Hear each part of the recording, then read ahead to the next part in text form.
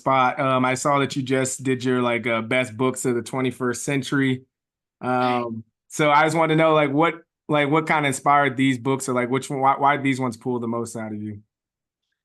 Most of those, okay, I feel like I'll have to go through each one individually.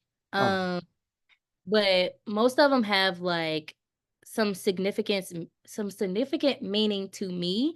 Um, and just the experience that I had overall while reading it. So, for example, the love songs of W.B. Du Bois, I did like this very spontaneous, like 10-day reading blitz, like just on Instagram, like on top of my book club. And like so many people joined. Like it was like 150 people. We were just wow. in an Instagram DM talking about this book, trying to read it in 10 days. And for the book to be like 800 pages, that's a lot to try to cram into a reading blitz. And so a lot of people like committed to it and stuck through with it. I personally didn't read it in 10 days, and they all know that because it was a heavy book. But it's probably one of the best historical fiction books I've ever read. And I was just like, the experience of reading it with the community made it even better.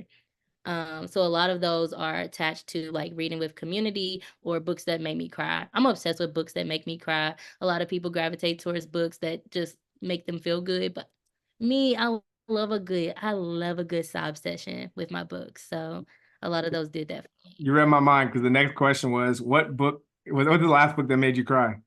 me. The last book that made me cry. Mm,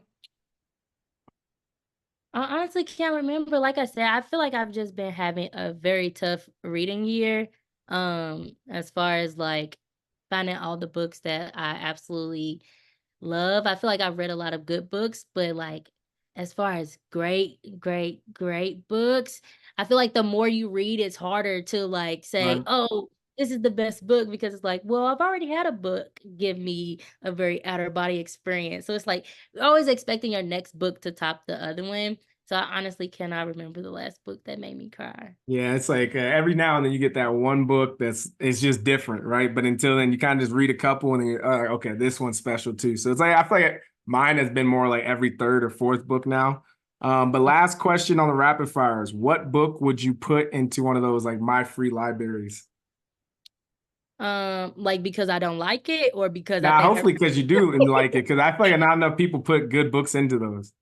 um I would always put The Nickel Boys by Colson Whitehead in there just because I Okay. think it's probably one of I keep saying this. It's one of the best books I've ever read. And it made me really love Colson Whitehead.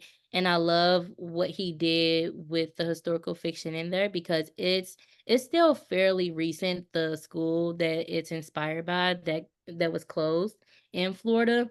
So it's interesting to see like how he um made that story so realistic. That's a book that really made me cry. Like that book made me cry. And I honestly that list is full of books that made me cry. This Chain Gang All Stars made me cry.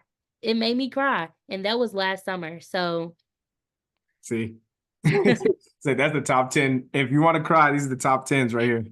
come come hang out with me if you wanna cry. If you enjoyed that clip, make sure you head over to www.bookupapp.com to download our app so you can connect with your favorite bookish content creators, start conversations, and start your own book club.